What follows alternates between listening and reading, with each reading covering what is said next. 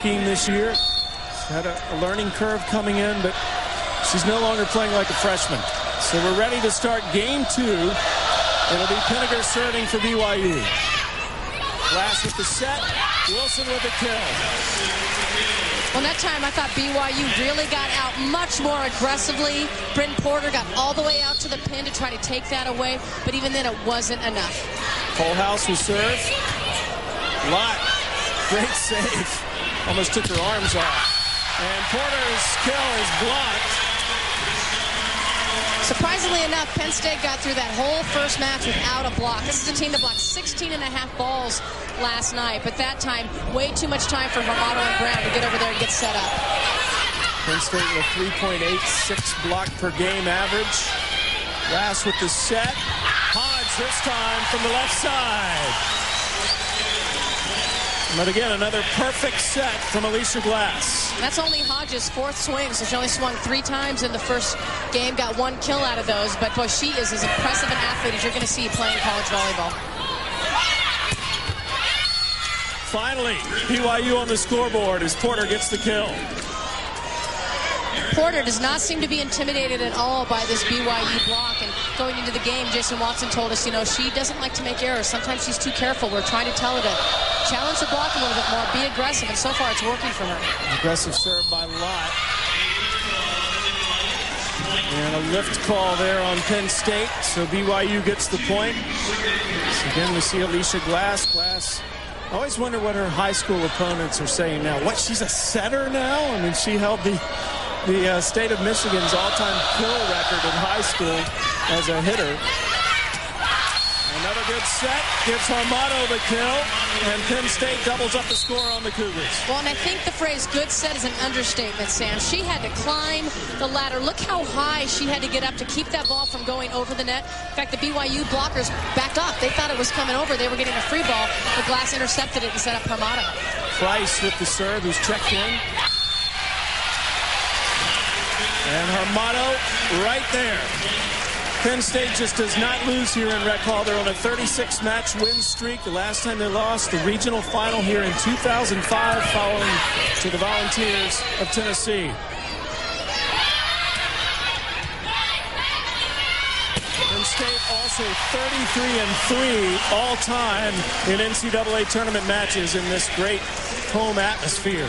Well, they want to get rid of that Tennessee match. That last time they played a regional final here was one of the most disappointing nights probably in Penn State volleyball history, and they want to rectify that. They want to get that one out of their system and come up with a regional championship. Well, the block is back for Penn State, and they're doing a good job of trying to erase that bad memory.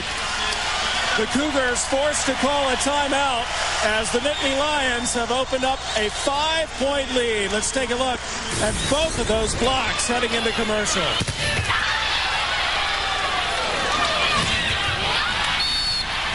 Penn State up 7-2. We'll be right back.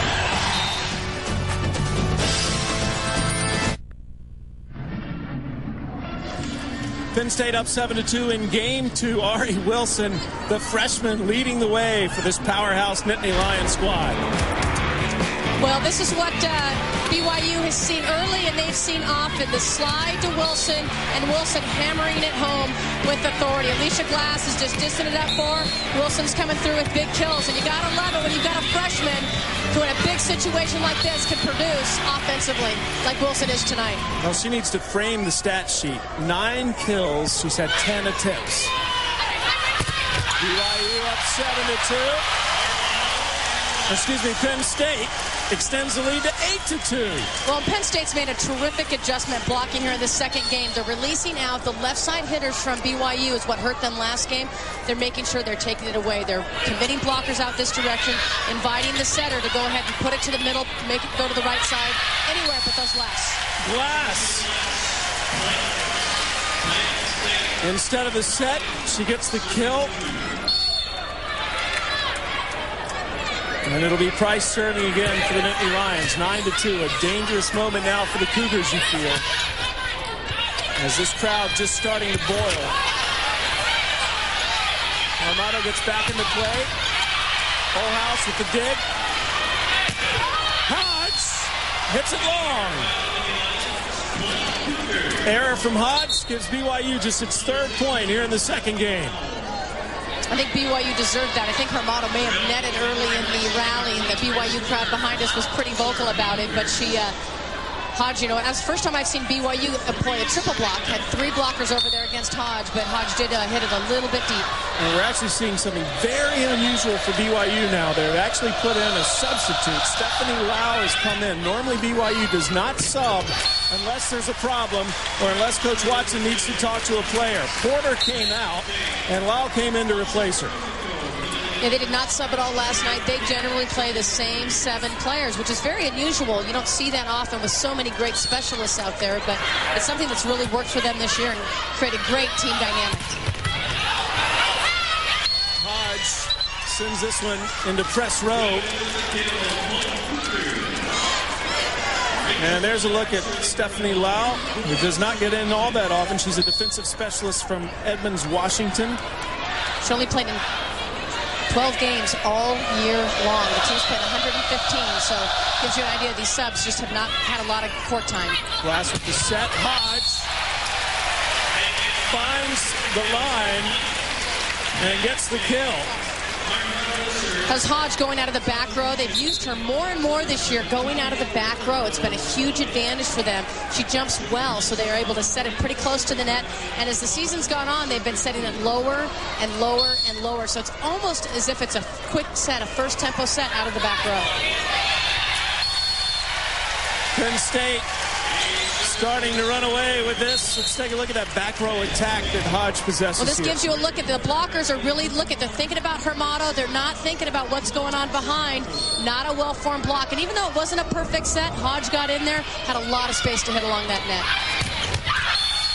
Hansen's attempt is blocked.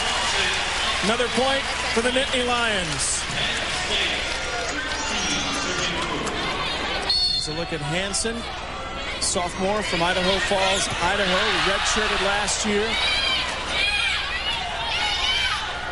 Glass will set it up to Fawcett, and Fawcett gets the kill. We're seeing now from Penn State what we saw last night from Penn State. Kind of the team that when it all clicks, they are very impressive and very difficult to defend.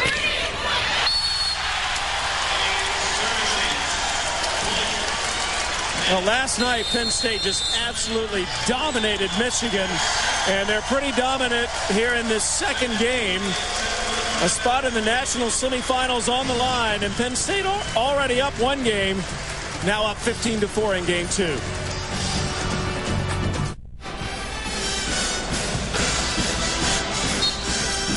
Penn State up 15-4 in game 2 over BYU for a spot in the national semifinals.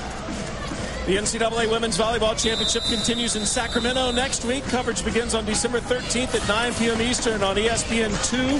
For more information, log on to NCAAsports.com, the official online home for all 88 NCAA championships. And in volleyball, Stanford has won the most, 6 in total, doubling the 2nd place teams at number 3. Penn State with 1 national title back in 1999. BYU has never won a national title.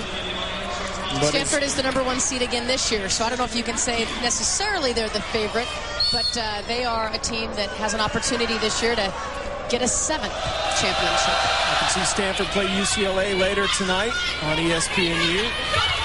Nice off speed from Hodge. That's another area we talked about this Penn State team. They're not just a power team. They possess a lot of versatility. Well, they do, and they get back to the back row attack. We talked about that they love to run Hodge in the back row attack. And it was a nice job of seeing that triple block in front of her using the off speed. Goodman. Glass with the set. And Blair Brown with the kill. Penn State picks up the point. And here's a look at that hitting percentage, how it is drastically turned around. Well, that block of Penn State showed up here in game 2 and made life a lot more difficult.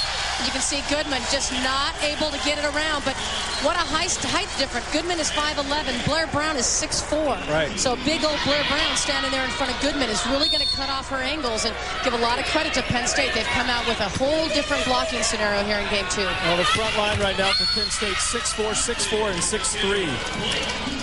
That's what sets them. It's what sets them apart from most other teams in the country. The only other teams that can really say that are Nebraska. It's got that kind of size across the board. And then Nebraska could be the opponent for the winner here tonight, as Nebraska will meet California for the right to meet the winner of this in the national semifinals. Penn State up 19-6. Nicole Fawcett will put it in play for the Nittany Lions. Hard serve. And they're fired up now. Do you think Megan Hodge enjoyed that block a whole lot? The reaction was just fabulous. Got her hands over. That one went down harder than I think it went off the attacker's hands. Fawcett and Hodge said to have two of the most powerful jump serves in the country. And Hansen gets the kill for the Cougars. And she'll also try to get the Cougars back in this game, but it's a long way back, 20-7. Hansen didn't have a starting job at the beginning of the season. She and Porter had to earn their spots. Those are the only two question marks for the Cougars, and they've filled those question marks nicely. Wilson hits it out. And another point for the Cougars.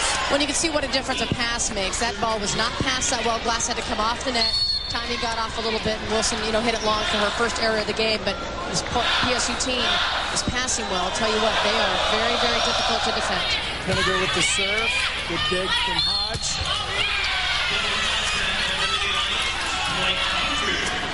Point goes to the Cougars. It's a double hit.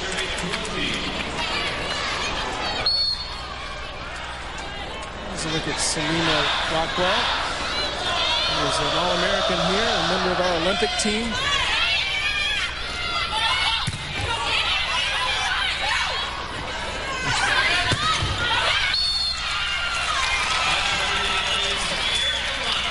There she is again, Selena Rockwell. Was Selena Davidson when she played here at Penn State, All-American and a mainstay on our national team. And we will be speaking with her at halftime in lieu of hearing from Russ Rose. She's a great mentor for all of these players because she played for Russ, and she kind of helps bridge that gap sometimes when the players aren't doing very well with Russ. She helps that out, but she's helped Alicia Glass more than anybody on this team. And Alicia Glass, again, just a perfect set.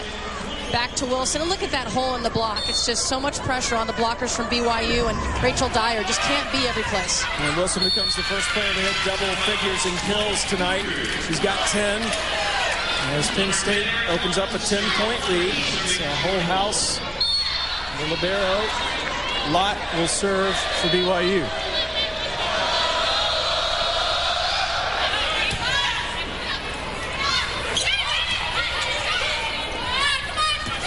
Porter. Glass with the set. This is Hodge. And that's going to be a point to Penn State. Having an outside hitter like Megan Hodge is such an advantage when your team is not in system. Because even if the other team knows it's going to Hodge to get both blockers over there, she jumps so well she can still get it over the top of the block. Slaughter with a nice set over to Porter. 22-12. Penn State up by 10. Porter, again, one of those players that was not guaranteed a starting spot when the season began. She fought for her spot, though. She fought for that outside hitter spot. It took her a while to get comfortable, but you can see tonight she looks very comfortable, having an outstanding night and just knocked down her 7th kill. Penn State up by 10. Here comes the jump serve from Lott.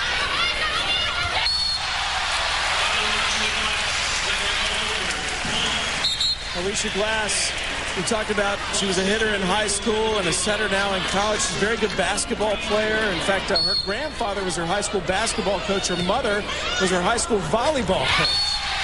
So they kept it all in the family, the Glass family. And she still plays intramural basketball here at Penn State. Of course, not during volleyball season. So look at her numbers this season.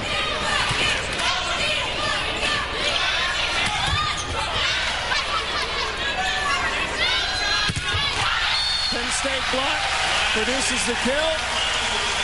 That's one of the parts of Alicia Glass's game that sets her apart from most other setters. Russ Rose says she is the best blocking setter in the country, and he includes the national team setters. He thinks that highly of her as a blocker. It's a tribute to her athletic ability. She just skies. Well, as the setter, she's third on the team in block. Slaughter puts it up for Goodman, and another block. Glass and her motto have become a pretty impenetrable force up there on the front line. Earlier this year, Glass had 14 blocks in one game. You get an idea just of what she's capable of as a blocker. Penn State 4 points away from a 2-0 lead. Make it 3 points away as Fawcett gets the kill. BYU is a team that plays on emotion. They really love to get emotion. They like to ride the emotion. They right now have got nothing going. You can just tell by their body language. They look like a team that's defeated right now. They're going to need to get something going if they're going to work themselves back into it. They probably can't come back and win this game, but at least to get something positive going so when they go into their 10-minute break, they've got something to build on. Rachel Dyer will serve. Dyer leads BYU in blocks. Speaking of blocks, service error though. Puts Penn State within reach of a game point.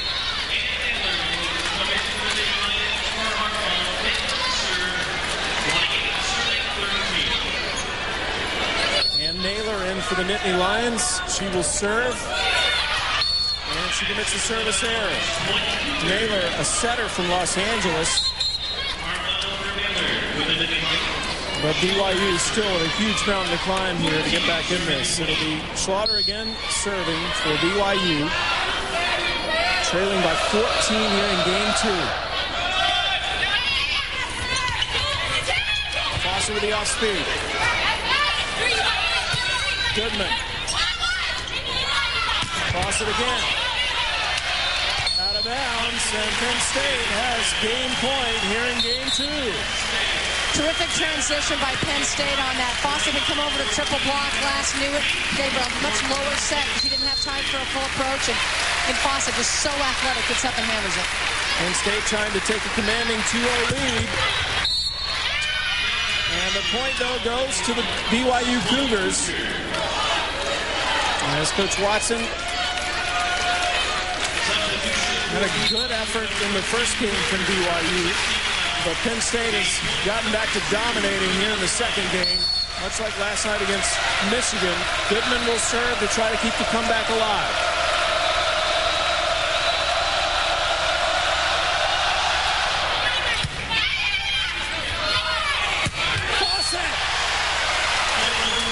Penn State will head into the intermission up big. They win game 2, 30-15, and take a commanding 2-0 lead.